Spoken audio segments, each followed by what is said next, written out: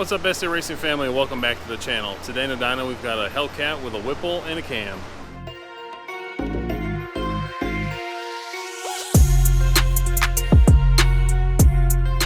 Alright, so this customer brought us this Hellcat after another shop did the install, and he wasn't too happy with the tune, the power it made, nor some issues with it. Power steering, fluid leaking. Looked like almost some trans fluid too. They also didn't do didn't put a pin in the crank pulley, or put a pin in the crank for the pulley, which is something you need to do on how big the blower is and how much boost pressure it's going to make and how much power the car is going to make. So what the car has on it, it has a set of 1 3/4 inch primary long tubes. It's got a 4.5 Whipple, Fore Innovations fuel system, a set of 1400cc fuel injector connection injectors, still stock throttle body, and a HHP Bohemith Cam. It's the first time we worked on a car with this combination, so we're going to take it slow, see what we can get out of it, how much more we can do over what the previous shop did. Again, we fixed all his issues that he came in with. Valve covers were leaking, power steering pump leak, no pin in the crank for the pulley, and I think there are a few small things. We had to change plugs too, and replace a coil pack or two. So car's running on C12 Race Gas, so we're going to get started tuning, see how much we can make, and hopefully we can take care of this for him.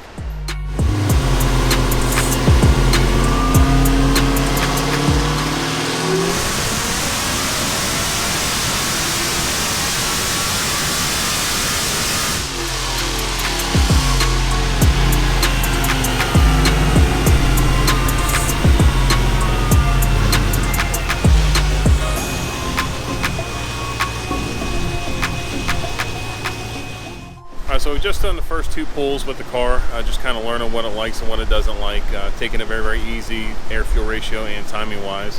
The first pull we made 707 horse, 736 torque. And the second pull, with a few more degrees of timing, we made 747 horse and 744 torque. So here's what the graph looks like. Never mind this little dip here, that was me a little late on going full throttle. So next one I'll do a better job of doing that, but we're going to let the car cool down for a few minutes, review the logs, make a change, and do another pull.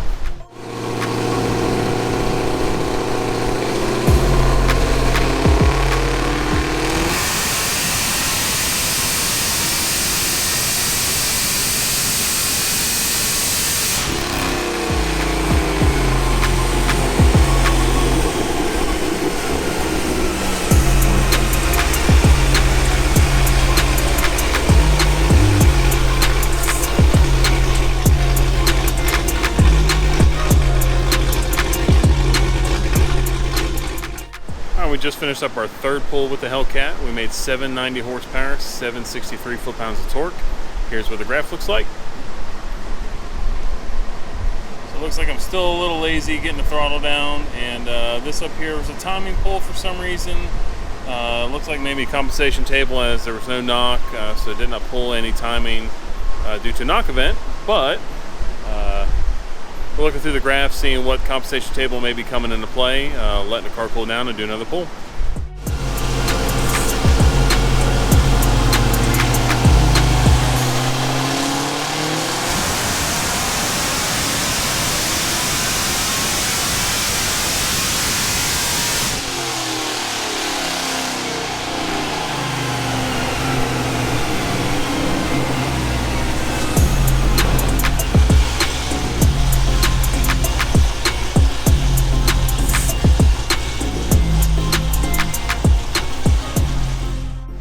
Pull number 4 is in the books. We are up to 825 horsepower and 774 foot-pounds of torque. Here's what the graph looks like. So clean up the top end a little bit. Still trying to figure out what this is. Looking at the throttle position, it doesn't look like it's my foot. It's pulling a little bit of timing down there, not knock, but just a little bit of a timing pull. So we're going to take a look through the log, see what that may be, make the appropriate changes, and then do another pull here shortly.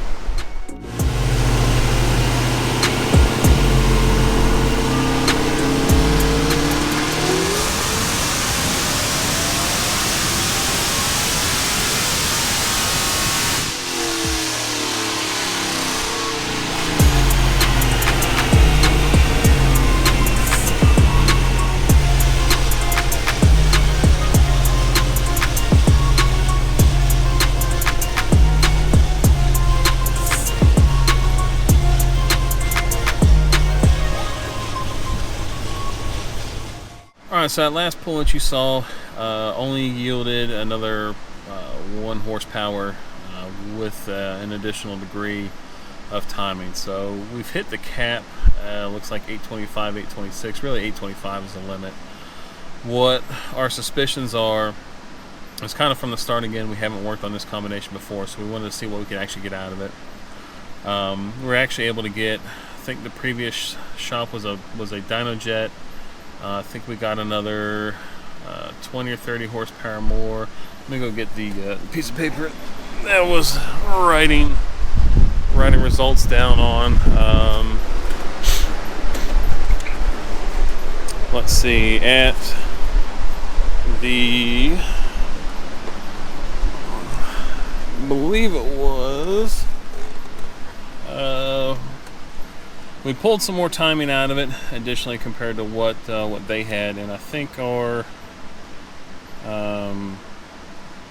let's see, I think once we got to the timing that they had in it, we made 790 horse, 763 torque, which I think they were a little over 8 according to our customer. I think it was 825 on their dyno jet. So 790 on a Mustang compared to dyno jet is roughly 860-ish. Roughly, I almost say 840 to 860. And then we were able to make 825, 774. Again, 1 more degree of timing only gave us 1 more horsepower, so really we're at the limit right there. So what our suspicion is that the stock throttle body and the headers are the restriction. We kind of figured the throttle body would be, but we wanted to see how far we could actually go with it on the way the car came in before we started throwing parts at it. Again, since this is the first time we worked with this combination on Hellcat, wanted to make sure that we were right in saying and suggesting what we were wanting to do. So stock throttle body, we're going to suggest that the customer go with the Whipple big bore throttle body and then get rid of the 1 3/4 inch primary long tubes instead of 2 inch primary long tubes. It should help the car breathe. The car's only making, I think, 16.5, 17 psi boost, and from our recollection, it should be making close to 20. Because the stock Hellcat should make around 19 to 20, depending on weather conditions. So with how big the inlet is, and that we're only making 17 pounds, I want to say it's more so air in than air out that's causing it. So again, we're going to recommend to ditch the stock throttle body, go with the big bore Whipple throttle body, and then add a set of 2 inch primary long tubes instead of 1 3/4. So we will get with our customer on what he wants to do. He'll probably go ahead and do it. The customer's been very good with the work we've done on the car and what we've done and suggested. He's been great to work with, so I don't see any issue on going forward with this. So this will be part 1 of I'm not sure how many parts. Hopefully only 2 parts, but check back soon and see what we can do with a bigger throttle body and a better set of long tubes. So thank you all for stopping by and watching the video. If you enjoyed it, please hit the thumbs up. If you haven't subscribed to the channel yet, please think about doing so. We hope you have a good one. We'll see you again soon.